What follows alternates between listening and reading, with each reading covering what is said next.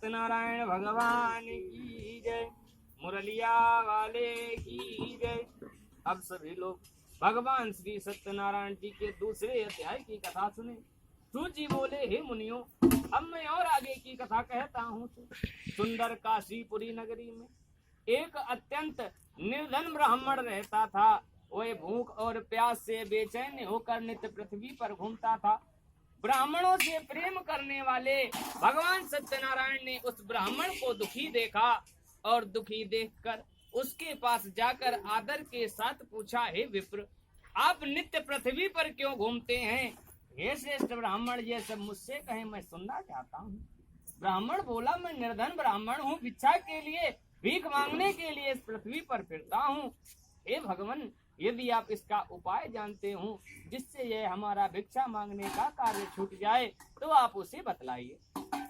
भगवान ने कहा कि सत्यनारायण भगवान मनोवांछित फल देने वाले हैं, इसलिए आप उनका पूजन करें, जिसके करने से मनुष्य सब दुखों से छूट जाता है। ब्राह्मण को व्रत का सारा विधान बतलाकर बूढ़े ब्राह्मण का रूप धारण करने वाले सत्यनारायण भगवान अंतर ध्यान हो जाते हैं। जिस व्रत को वृद्ध ब्राह्मण ने बतलाया है, मैं उसको अवश्य करूंगा, यह निश्चय करने पर उस ब्राह्मण को रात में नींद नहीं आती। वह सवेरे उठकर सत्यनारायण भगवान जी के व्रत का निश्चय कर भिक्षा के लिए, भीख मांगने के लिए चल देता है। उस दिन उसको भिक्षा में बहुत सा धन मिल जाता है, जिससे वह अपनी बंधु बांधवों के साथ धर्मपरायण होकर भक्ति भाव से भगवान श्री सत्यनारायण जी का व्रत तथा पूजन करता है, जिसके करने से वह ब्राह्मण धन पुत्र आदि से युक्त होने लगता है और संसार के समस्त सुखों को भोगने लगता है।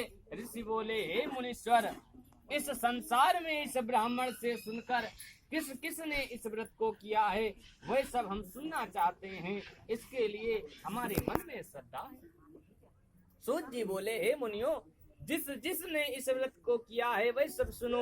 एक समय ब्राह्मण धन और ऐश्वर्य के अनुसार बंधु बांधवों के साथ व्रत करने को तैयार होता है।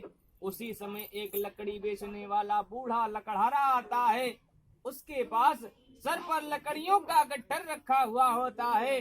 वह जो लकड़ियों का गट्ठर होता है वह ब्राह्मण के मकान के बाहर रखकर ब्राह्मण के मकान में जाता है।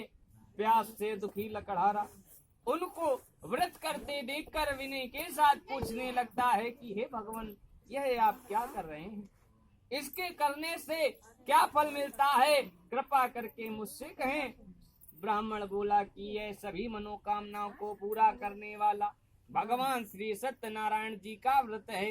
इनकी ही कृपा से मेरे यहाँ धन धान्य आदि की वृद्धि हुई है। लकड़हारा इस व्रत के बारे में जानकर अति प्रसन्न होता है और चरणामृत ले प्रसाद खाने के बाद अपने घर जाता है। आज लकड़हारा भी अपने मन में संकल्प करता है कि आज ग्राम में लकड़ी बेचने से जो भी धन मिलेगा उसी से मैं श्री सत्यनारायण भगवान जी का व्रत तथा पूजन करूंगा। ऐसा मन में विचार कर वह बूढ़ा लकड़हारा आज जिस नगर में जाता है वहाँ धनवान लोग रहते थे, वह ऐसे सुंदर नगर में गया। उसे उस रोज उन लकड़ियों का दाम पहले दिन से 4 गुना अधिक मिल जाता है, जितना पहले मिला करता था। जब उससे 4 गुना धन अधिक मिल गया तो लकड़हारा अति प्रसन्न हो जाता है और प्रसन्नता के साथ भगवान सत्यनारायण जी के व्रत के कुल सामग्री को लेकर अपने घर आता है। फिर अपने भाइयों को बुलाकर विधि के साथ भगवान जी का व्रत तथा पूजन करता है, जिसके करने से वह बूढ़ा लकड़हारा धन पुत्र आदि से युक्त होने लगता है और इस संसार में जितने भी सुख होते हैं उन सभी सुखों को भोगने के पश्चात भगवान विष्णु के सानिध्य में वैकुंठ धाम को प्राप्त करता है। इत श्री सत्यनारायण रेवा खंड 2य अध्याय समाप्त। वृंदावन बिहारी लाल की जय।